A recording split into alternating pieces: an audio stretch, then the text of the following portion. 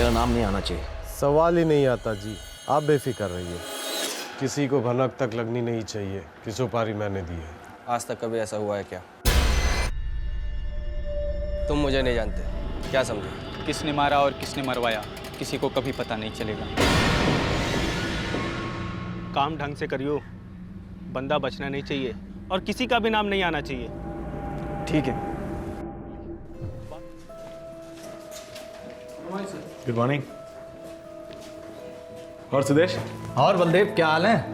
अच्छा, साहब है अंदर? हाँ, बैठे अंदर। 2 मिनट फ्री हो तो बात कर लूं? हाँ हाँ, जा अंदर बात कर ले।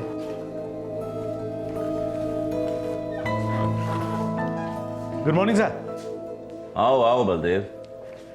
देखो, तुम्हें ड्यूटी पर वापस लेने का ऑर्डर्स अभी तक नहीं आया। सर 6 महीने हो चुके हैं। मामला लंबा खींचेगा। हेड कांस्टेबल हो तुम, 16 साल की सर्विस है तुम्हारी, उसके बावजूद जो तुमने किया। खैर, तुम्हारी फाइल डीसीपी साहब के पास है। सर आप कुछ नहीं कर सकते? नहीं कर सकता बलदेव, और अगर कर पाता तो भी शायद नहीं करता।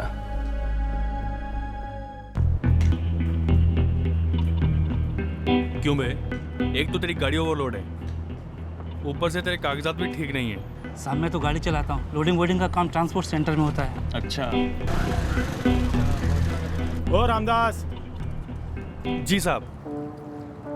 जाने दे गाड़ी। पर बलदेव साहब, डॉक्यूमेंट ठीक नहीं है। मैंने कहा ना जाने दे गाड़ी। पर साहब आप तो क्या बे?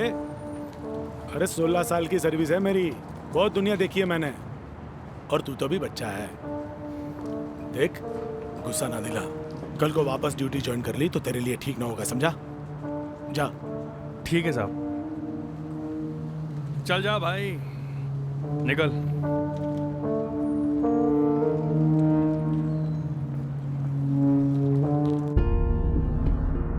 जितना भी होगा संभाल के लेके चलना, उसके बाद ही जो भी काम होगा वही। हाँ,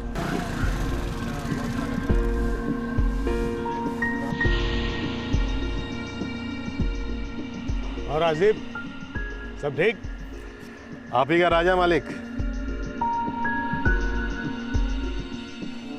ऐसे ही बढ़िया चलता रहेगा। एक बारी वर्दी लौट आए फिर देखी ना हाथों का कमाल। जहाँ खोदो वहीं सोना। बड़ी मेहरबानी होगी साहब। चलता हूँ। हाँ हाँ सर।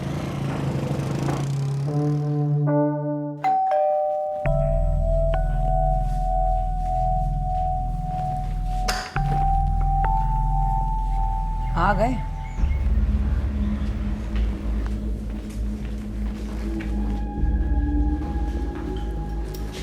जानकी, जल्दी चाय बना। रवि का डब्बा बन रहा है, चाय बाद में बनेगी। तेरी तो एक चाय बनाने को कितना वक्त लगता है? लगते तो सिर्फ 2 मिनट है, लेकिन सुबह के 11 बजे 2 मिनट 2 घंटे के बराबर होते हैं। हजारों काम होते हैं घर में, लेकिन घर से आपका क्या लेना देना? मुझसे जो है ना इज्जत से बात करियो, समझी? इज्जत कमाई जाती है। रवि के प्रिंसिपल ने 2 बार बुलाकर बेइज्जत किया है फीस को लेकर। सब्जी वाले और किराने वालों ने उधार देना बंद कर दिए, ताने कसने लगे। बस कर। एक जोड़ी सोने के कंगन थे, वो भी गिरवी रख दिए। और सुना? हाँ सुना, पर मुझे नहीं, जाके अपने बुढ़े बाप को सुना। फोकट में तुझे मेरे गले बांध दिया। पेशरवी की भी हद होती है। 11 साल हो गए शादी को, लेकिन आपका ये रिकॉर्ड बजना बंद ही नहीं होता। अपने बाप से पैसे मांग, अपने बाप से पैसे मांग। आप अपने आप को बहुत तोप चीज समझते हैं ना, लेकिन आप हैं नहीं। सस्पेंड हुआ हूँ तो कुछ भी बकती रहेगी साली, हैं? चल निकल, अपने बाप के घर जा। चल पैसे लेके आ, निकल। हाँ हाँ चली जाती हूँ, लेकिन क्या कहूँ पापा से कि आपका रिश्वतखोर दामाद सस्पेंड हो गया है, उसकी दारू के लिए पैसे चाहिए। कुछ नहीं तो भीख समझ कर दे दीजिए। मुझे जीना हराम। तो छोड़ क्यों नहीं देते? हर महीने पैसे भिजवा दीजिए और रही आराम। मुझसे तो तुझे सिर्फ जूते मिलना है, जूते। और हाथ उठाया तो काशिफ साहब को कंप्लेन कर दूंगी, कह देती हूँ। हर बारी इंस्पेक्टर साहब की धमकी देती है मुझे।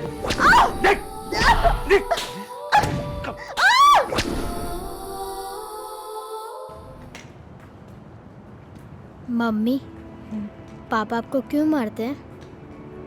मेरी किस्मत ही खराब है बेटा। मेरी भी किस्मत खराब है, तो क्या पापा मुझे भी मारेंगे? नहीं मेरे बच्चे, ऐसी बातें नहीं करते। और एक बात याद रखना, अपने पापा जैसे कभी मत बनना।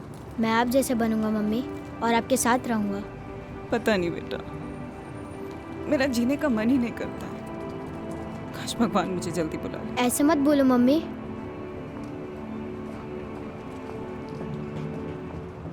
ग्यारह साल में एक दिन सुकून का नहीं बीता। पता नहीं यार, मेरे बापू ने कहाँ से ऐसी सड़ी अलौरे मेरे मत्थे मार दी, जान ले लेती है यार। बलदेव साहब, घर वाली की बातों का टेंशन नहीं लेते। कैसे ना लूं राजदीप, अरे घर जाने का मन ही नहीं करता। उसका चेहरा देखते ही पारा चढ़ जाता है मेरा। मुझे लगता है फिलहाल तुम अपनी नौकरी को लेके परेशान हो। नहीं यार, जब सर्विस में था तब भी यही हाल था। हर दिन खून चूस लेती है मेरा, और हर दिन मेरा दिल करता है कि क्यों मर जाए, कुछ हो जाए उससे, चलवल जाए, गाड़ी के नीचे आ जाए, पर मेरी जिंदगी से जाए साली।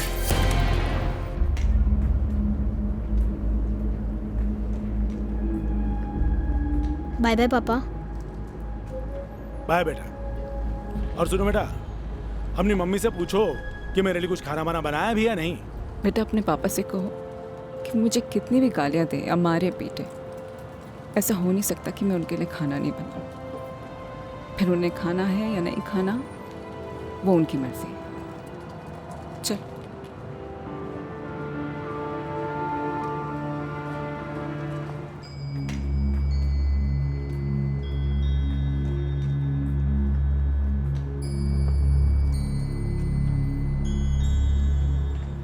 मम्मी, पापा हमेशा से ऐसे थे? ऐसे मतलब? गंदे, बुरे। बेटा ऐसे नहीं कहते। आपको वो अच्छे लगते हैं? पता नहीं बेटा। अच्छा मम्मा, मैं जाता हूँ, बाय। बेटा बेटा मम्मी पापा के झगड़ों के बारे में बिल्कुल मत सोचना। हाँ, तुम्हारे पापा और मैं, हम दोनों तुमसे बहुत प्यार करते हैं। अच्छा मम्मी, मैं जाता हूँ, बाय। बाय बेटा।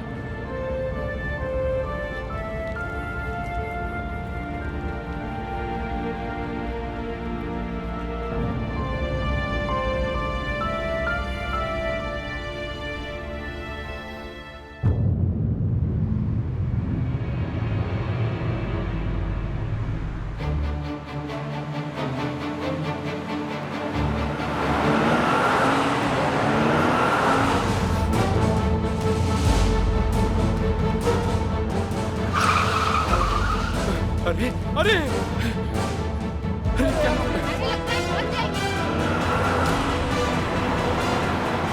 DL10HS।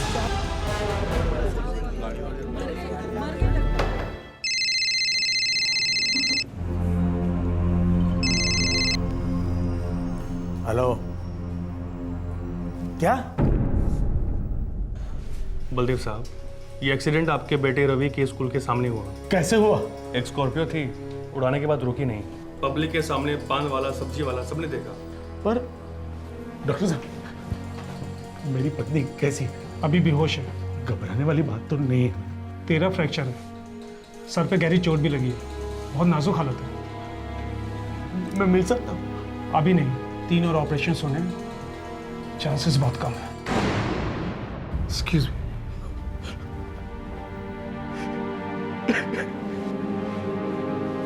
शांत हो जाओ। पापा, पापा क्या हुआ मम्मी को? बोले ना पापा, क्या हुआ मम्मी को? बोले ना पापा, मम्मी कहाँ है? बोले ना पापा। मम्मी ठीक हो जाएगी बेटा। मम्मी को कुछ नहीं होगा बेटा। मम्मी ठीक हो जाएगी, एकदम ठीक। पापा मुझे मम्मी के पास जाना है, मुझे मम्मी के पास जाना है। पापा प्लीज मुझे ले चलो मम्मी के पास। पापा बताओ ना मुझे। सर, बलदेव साहब की पत्नी जानकी बहुत ही बुरी हालत में है। गाड़ी ने बहुत बुरी तरीके से उड़ाया सर। और गाड़ी वाला रुका नहीं? नहीं सर। देखो, बलदेव सस्पेंडेड है, लेकिन है हमारे डिपार्टमेंट का, इसलिए इस केस को स्पेशल केस समझो और ढूंढ निकालो उस काले रंग की स्कॉर्पियो को। बिल्कुल सर। रेड अलर्ट जारी करो। उस काले रंग की स्कॉर्पियो पे खून के निशान तो होने ही चाहिए। जी हाँ सर। एक्सीडेंट स्पॉट से सारी जानकारी लो। पान वाले ने गाड़ी देखी है सर। जो भी थे वहां पे उनसे पूरी जानकारी लो। बिल्कुल सर। मैं बलदेव से मिल के आता हूँ। तुम्हारी बलदेव, सब सुन के बहुत बुरा लगा। अब कैसी है तुम्हारी वाइफ? सर, डॉक्टर कहते हैं कि बहुत क्रिटिकल है। मैं भी अभी तक उसे नहीं मिला। रोते नहीं बेटा, मम्मी ठीक हो जाएगी। मम्मी मरना चाहती थी, भगवान के पास जाना चाहती थी। मेरा जीने का मन ही नहीं करता है। काश भगवान मुझे जल्दी बुला ले। ऐसे मत बोलो मम्मी।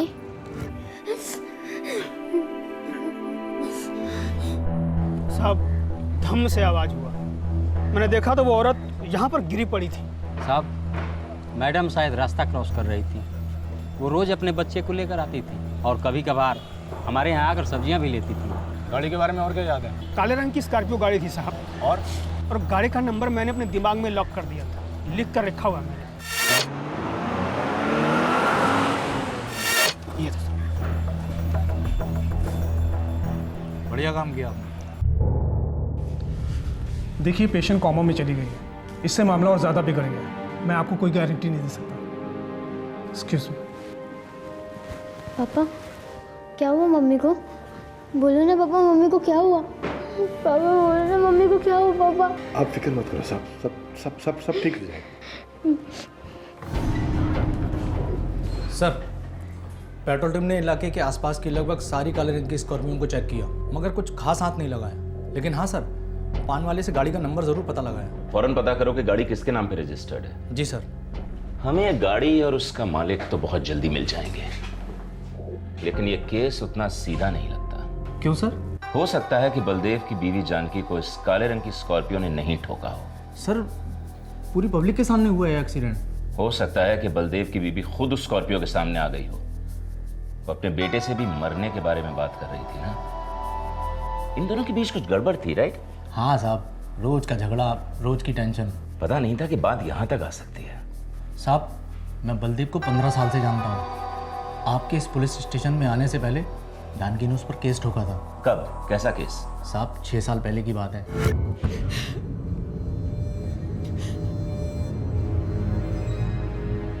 बलदेव, तुम मेरी टीम के सीनियर कांस्टेबल हो, सिर्फ इसलिए तुम पर एक्शन नहीं ले रहा हूँ। ये कहानी बना रही है, सब झूठ बोल रही है। बताइए सर, ये झूठ है, ये सब झूठ है। पूरे बदन पे है सर, अपनी ड्यूटी की बेल्ट से मारते हैं, रोज मारते हैं, गालियां देते हैं। क्यों मारते हैं? दहेज के लिए सर। अपने बाप से पैसे मांग, अपने बाप से पैसे मांग। सर मेरे पापा गरीब है, किस मुंह से मांगू सर, और क्यों मांगू? सर घर मैं संभालती हूँ, बच्चे को मैं संभालती हूँ, इन्हें भी मैं ही संभालती हूँ, फिर भी कभी खुश नहीं होते। सर मेरे घर में 2 बहनें कुंवारी, पापा पाई जोड़ने की कोशिश कर रहे हैं, लेकिन फिर भी पूरे नहीं पड़ रहे। देखिए सर, फिर से झूठ बोल रही है, देखिए। और नजरें तुम चुरा रहे हो। हम दोनों पुलिस वाले बलदेव झूठ सूंघ लेते हैं। अच्छी बीवी, तंदुरुस्त बच्चा, ढंग की नौकरी, सब कुछ है तुम्हारे पास। अपने हाथों से अपने घर को मत चलाओ बलदेव। और जानकी, इस बार तो तुम्हारी कंप्लेंट मैं दर्ज कर रहा हूं, लेकिन एक्शन नहीं लूंगा। मैं चाहता हूं तुम दोनों अपनी जिंदगी की शुरुआत एक नए सिरे से करो, एक दूसरे को समझने की कोशिश करो। लेकिन बलदेव, दोबारा कंप्लेंट आई तुम्हारी घरवाली से तो तुम अंदर जाओगे, समझे? फिर उसकी बीवी कभी कंप्लेंट करने को नहीं आई सर। सस्पेंड होने के बाद अपना बलदेव काफी ज्यादा पीने लगा था साहब। घर के हालात भी बहुत खस्ता हो गए थे, रोज मारता पीटता था अपनी बीवी को। हाँ, फिर डिप्रेशन में आके जानकी ने जान देने की कोशिश की होगी। तुम सबसे पहले स्कॉर्पियो के मालिक का पता लगाओ। देखो, सुसाइड का भी क्रिमिनल केस बनता है और एक्सीडेंट साइट से भागने का भी। लेकिन पहले जरा बात तो करते हैं इस गाड़ी वाले से।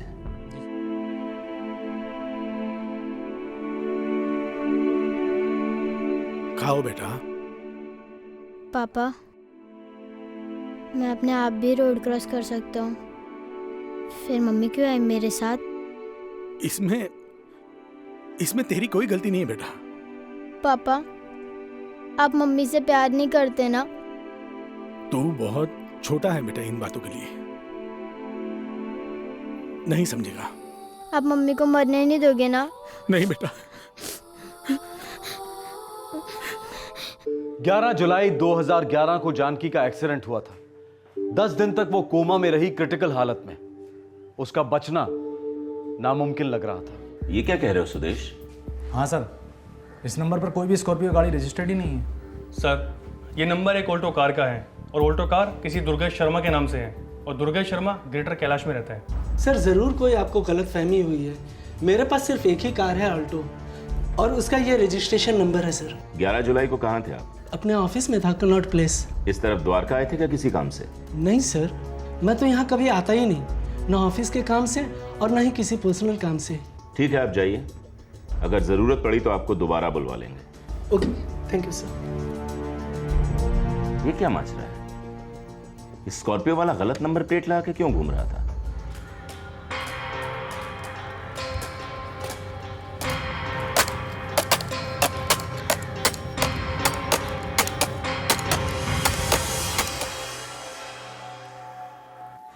ये 50 है, बाकी के 25,000 तुझे अगले हफ्ते मिल जाएंगे। बाकी के 50,000 भाई, 1 लाख में सौदा हुआ था।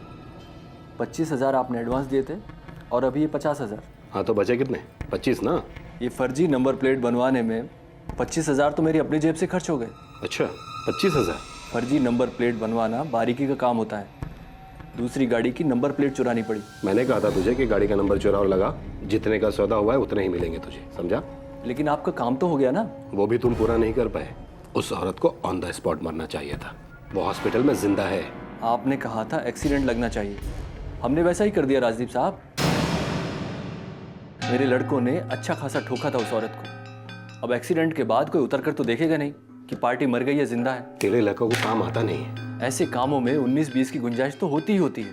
पूरा कट्टा खाली कर दो बंदे के सर में, फिर भी बच सकता है। तकदीर नाम की भी कोई चीज होती है ना। अब बाकी के 25 भी तेरी तकदीर में नहीं रहे, और अगर वो औरत जिंदा बच गई तो मेरी तकदीर को बहुत खतरा है विक्रम। इतने दिनों से कोमा में है, बचना नामुमकिन है, और अगर वो ठीक हो भी गई तो आपको नहीं पहचानेगी। इत्मीनान से दोबारा प्लानिंग कर लेंगे। वैसे इस बार की हमारी प्लानिंग तगड़ी थी ना।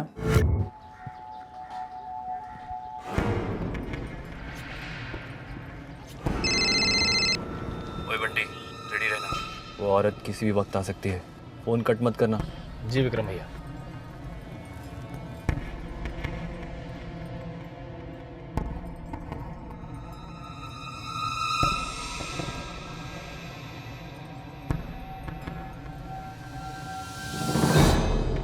विक्रम, यही है वो औरत। वो बच्चे को एक बार स्कूल छोड़ेगी, दोबारा इसी रोड से वापस आएगी। बंटी, ये जो औरत जा रही है ना, यही है बच्चे के साथ जो रास्ता क्रॉस कर रही है। देख गई। अभी मत उड़ाना। वो बच्चे को स्कूल छोड़ने के बाद दोबारा इस रास्ते से क्रॉस करेगी, तब तुम अपना काम पूरा करना, समझा? वो बच्चे को स्कूल छोड़कर फिर से रास्ता क्रॉस करेगी, तभी कुछ चल देना। जी विक्रम भैया। अच्छा मम्मा, मैं जाता हूँ, बाय। बेटा, बेटा मम्मी पापा के झगड़ों के बारे में बिल्कुल मत सोचना। हाँ, तुम्हारे पापा और मैं, हम दोनों तुमसे बहुत प्यार करते हैं। अच्छा मम्मी, मैं जाता हूँ, बाय। बाय बेटा।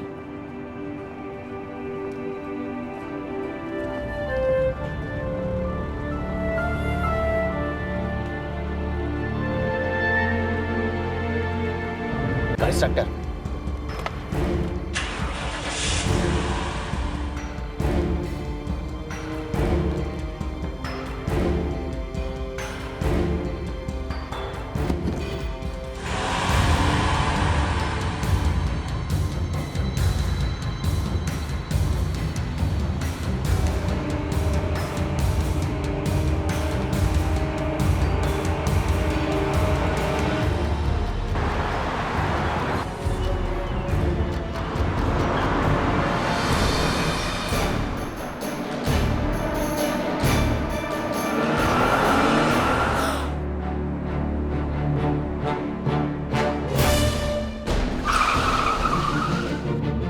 अरे अरे अरे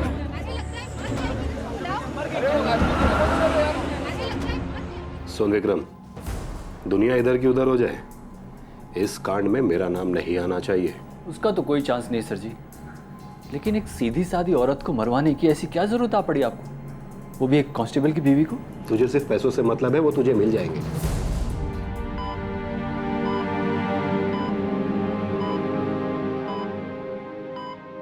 देखो बलदेव, मामला थोड़ा पेचीदा है। बताइए डॉक्टर साहब। तुम्हारी सर्विस से जो भी मेडिकल के पैसे बनते हैं वो सब जोड़ने के बाद भी कम पड़ रहा है। तुम्हारी पत्नी का ट्रीटमेंट काफ़ी लंबा चलेगा और महंगा भी। बस जानकी जिंदा रहे डॉक्टर साहब, पैसे आ जाएंगे। देखो बलदेव, मैं तुम्हारी पत्नी के लिए वेलफेयर फंड से कुछ ना कुछ जरूर निकलवाऊंगा, लेकिन तुम्हारे सस्पेंशन ऑर्डर के बारे में कुछ नहीं कर सकता। ये दोनों अलग अलग चीजें हैं, तुम समझ रहे हो ना? जी सर। बलदेव, मैं जान गया हूं कि तुम्हारे और तुम्हारी बीवी के बीच कुछ टेंशन थी। सर, टेंशन किस घर में नहीं होती।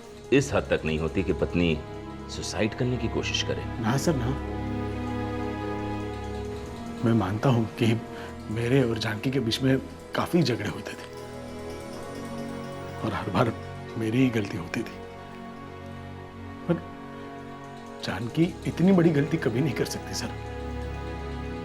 हमारा बेटा उसकी जान है सर, और उसके रहते जानकी सुसाइड का सोच ही नहीं सकती। बलदेव, जिस गाड़ी ने तुम्हारी बीवी को उड़ाया वो हमें अभी तक नहीं मिली है, लेकिन मैं इतना जान गया हूं कि ये एक normal hit and run case नहीं है। सर, मुझे इस वक्त इतना ही मालूम है कि मेरी जानकी बचनी चाहिए। समझता हूं बलदेव, और इसलिए चाहता हूं कि तुम भी समझो कि इस केस में टाइम लगेगा।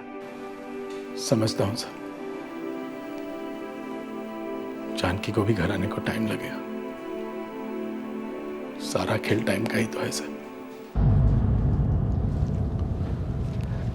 शुक्रिया राजदीप, चलता हूं। जी सर।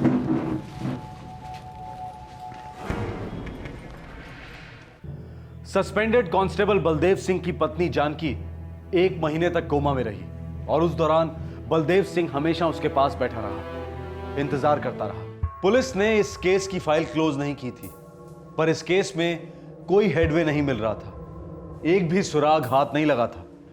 अब सवाल यह था कि यह अटेम्प्टेड मर्डर क्यों अटेम्प्ट किया गया है? ट्रांसपोर्ट ऑपरेटर राजदीप का इस फुल प्रूफ प्लान के साथ क्या कनेक्शन है? पुलिस के काम में अक्सर तकदीर भी दस्तक देती है। 1.5 महीने बाद सितंबर 2011 में किसी और केस ने इस केस का पिटारा खोला। सर, ये धीरेन गवरी कुछ कहना चाहता है। किस बारे में? सर, वो द्वारका में जो दुकान लूटी गई थी ना गहनों की, उसके बारे में। उस लूट में जो बाइक इस्तेमाल हुई थी ना साहब, चोरी की थी साहब। ये खबर है तेरी? साहब, मेरी खबर ये है कि वो चोरी की बाइक को कहाँ छुपाया गया है ये मुझे मालूम है साहब। कहाँ छुपाया गया है? 2 मैकेनिक लड़के हैं साहब, उनके पास है सर। कहाँ मिलेंगे दोनों? सर, आज वो साकिब इलाके में आने वाले साहब। मुझे तो उनके बाइक का नंबर भी मालूम है।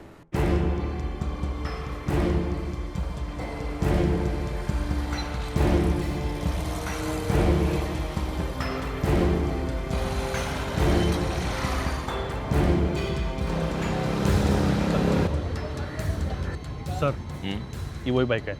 नंबर प्लेट वही है? हाँ सर, धीरेन खबरी ने जो बोला था वही है सर। DL10 FZ 7689। लो सालों को।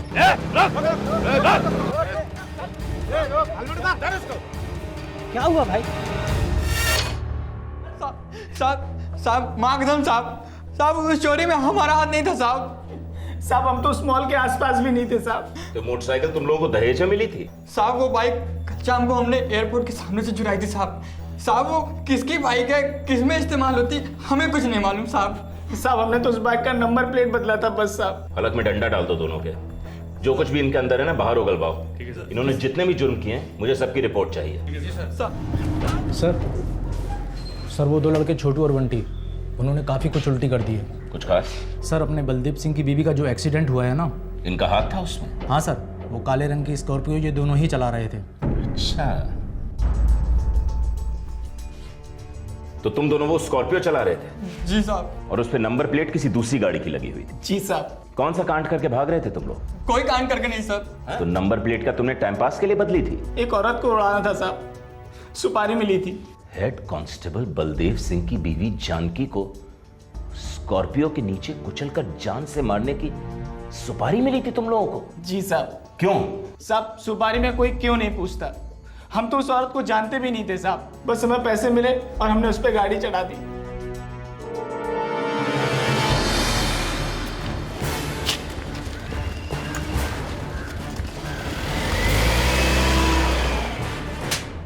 बोल, कांस्टेबल बलदेव के साथ क्या दुश्मनी थी तेरी? मैं तो उस कांस्टेबल को पहचानता तक नहीं, और ना ही उस औरत को। समझा। तो तूने इन दोनों को सुपारी दी? हाँ हाँ साहब। और तुझे सुपारी किसने दी विक्रम? सर कोई है। कौन? मेरा पहचान वाला है। साहब जी मुझे क्यों लेके जा रहे हो? अब बताते हैं अभी, चलो। मेरा कसूर क्या है? साहब जी लेकिन मैंने किया क्या बताओगे?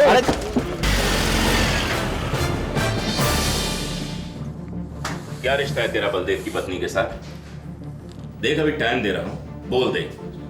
बलदेव की बीवी के साथ मेरा कोई रिश्ता नहीं था। फिर तूने उसकी सुपारी क्यों दी? एक्सीडेंट के समय तू ही मौजूद था, तूने ही उसको पहचाना, ऑर्डर दिए और फिर खड़ा तमाशा देखता रहा। क्यों? Good afternoon sir. आफ्टरनून। कैसी हैं? ऊपर वाले की दुआ है सर। जाको रखे साइयां मार सके ना कोई। जी। सुदेश। जी सर। जाओ जरा बच्चे को कैंटीन में आइसक्रीम खिला के लाओ। जी साहब। आओ बेटा, आइसक्रीम खाने चलते हैं। आ जाओ।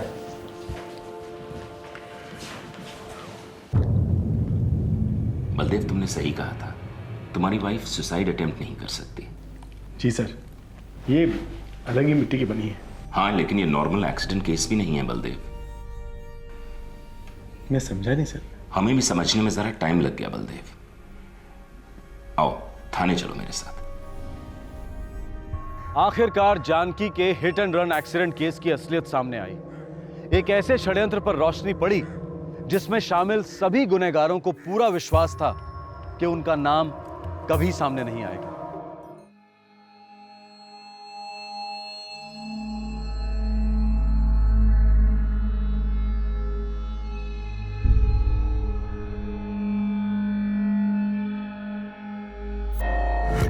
ग्यारह साल में एक दिन सुकून का नहीं मिला। पता नहीं यार मेरे बापू ने कहां से ऐसी सड़ी अलौरे मेरे मत्थे मार दी। जान ले लेती है यार, हर दिन खून चूस लेती है मेरा, और हर दिन मेरा दिल करता है कि वो मर जाए, कुछ हो जाए उसे, जलवल जाए, गाड़ी के नीचे आ जाए, पर मेरी जिंदगी से जाए साली। राजदीप, उस तरफ से एक गाड़ी आ रही है फुल स्पीड, और इस तरफ मेरी जिंदगी का सबसे बड़ा बोझ मेरी पत्नी। धड़ा सर कुचल कर निकल जाती है गाड़ी, उसका कचुम्बर बना देती है। साहब मुझे लगता है आज आपको कुछ ज्यादा ही हो गई है, तभी आप ये उल्टी सीधी बातें कर रहे हैं। नहीं यार, ये सपना तो मैं हर रोज देखता हूँ। एक बार ये मेरा सपना सच हो जाए तो सुकून की नींद सो जाऊंगा। अरे बलदेव साहब, 2 घूंट और मार लीजिए, चैन की नींद आ जाएगी आपको। नहीं, पहले मेरा सपना सच होगा, बाद में ही घूंट मारूंगा। हम दोनों मिलके मारेंगे। बोल, मेरी मदद करेगा ना? ये क्या कह रहे हैं आप साहब? पिछले 16 साल से तेरी मदद करते आया हूँ राजदीप, और बड़ी नोटें छापी है तूने मेरी मेहरबानी से। मैंने भी आज तक आपके किसी भी काम को ना नहीं बोला है। तो अब भी मत करना। एक बारी मेरा सस्पेंशन हट जाए तो फिर से तेरे काम का आदमी बन जाऊंगा। मेरी पत्नी जानकी का एक्सीडेंट करवा दे। इतना मत सोच, आए दिन तेरी ट्रकों का एक्सीडेंट हुआ करता है। हाँ लेकिन साहब, अगर मेरा ट्रक इसमें इन्वॉल्व हुआ तो बवाल हो जाएगा। तो किसी और की गाड़ी इस्तेमाल कर, कुछ ऐसा कर कि जिसमें उसका नाम ना आए, तेरा भी नाम ना आए, और ना ही मेरा। विक्रम, मेरे लिए कर दे यार। कर तो मैं दूंगा, लेकिन खर्चा तगड़ा होगा। जितना खर्चा लगेगा ना मैं करूंगा, लेकिन एक बात का ध्यान रखना, इस पूरे कांड में मेरा नाम कहीं नहीं आना चाहिए। बस एक एक्सीडेंट तो करना है, नकली नंबर प्लेट लगाओ, उड़ाओ और उड़ जाओ वहां से। कभी किसी को भनक नहीं होगी। लेकिन पकड़े गए तो? पकड़े गए तो क्या, बेल हो जाएगी। हमें पैसे कितने मिलेंगे? पैसे अच्छे मिलेंगे, लेकिन काम भी अच्छा होना चाहिए, एकदम साफ सुथरा, किसी का नाम नहीं, किसी पर उंगली नहीं, और मुझ पर तो कभी नहीं। मंजूर है? बेटा अपने पापा से कहो कि मुझे कितनी भी गालियां दें या मारे पीटे, ऐसा हो नहीं सकता कि मैं उनके लिए खाना नहीं बनाऊं। चल।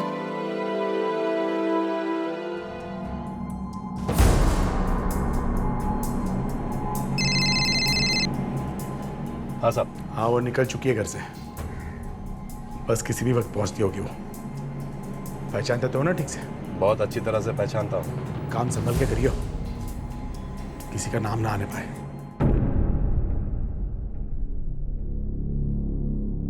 बहुत ज्यादा नफरत करता था मैं उससे सर।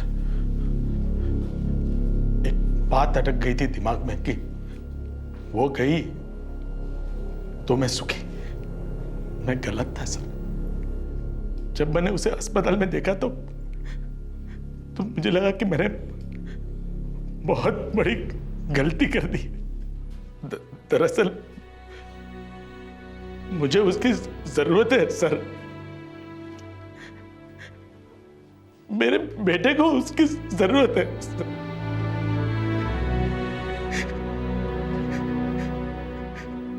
उसके बगैर बिल्कुल काले काले लगता है सब।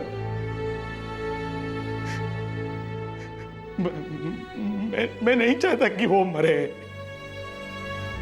मैं उसे किसी भी हालत में बचाना चाहता हूं। बच तो वो गई है बलदेव, शायद उसके बेटे के प्यार ने उसे जिंदा रखा। उस प्यार में थोड़ा हिस्सा तेरा भी था, लेकिन तू उस प्यार का हकदार नहीं है। तो कितना गिरा हुआ आदमी है बलदेव। घिन आती है सोच के कि तू कभी हमारे डिपार्टमेंट में हुआ करता था। अरे अपनी परेशानियां मिटाने के लिए किसी की जिंदगी मिटाने से किसी का भला हुआ है क्या? हाँ, तू तो इन सच्चाइयों को जानता है, फिर भी तूने ऐसा षड्यंत्र रचा। एक वक्त था जब तू खूनियों को पकड़ने वाली टीम में हुआ करता था, और आज तो खुद रंगे हाथों पकड़ा गया है। जिंदगी और कानून किसी को नहीं बख्शते।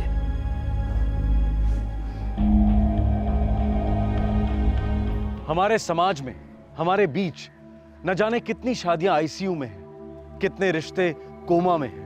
बच्चों की खातिर, माता पिता की खातिर, फाइनेंशियल कारणों की खातिर, समाज की खातिर मरे हुए रिश्तों को जिंदा करार दिया जाता है। पर उन दो जिंदा लाशों के बीच सुलगती नफरत की चिता के बारे में कोई नहीं सोचता। अग्नि को साक्षी मानकर 7 जन्मों का वादा करने के बाद अगर कोई जोड़ा मरने मारने की बातें करता है तो वो एक दस्तक है कि अब रिपेयर वर्क की गुंजाइश नहीं है। अलग होना शायद सबसे अच्छा उपाय होगा। जरूरी है कि हम अपने आसपास के बिखरते रिश्तों की आहें सुनें, आपसी मामला समझकर पल्ला ना झाड़ लें। याद रखें, जिंदगियां दांव पर हैं। क्राइम पेट्रोल दस्तक में कल आपसे फिर मुलाकात होगी। तब तक अपना ख्याल रखें, सुरक्षित रहें। जय हिंद।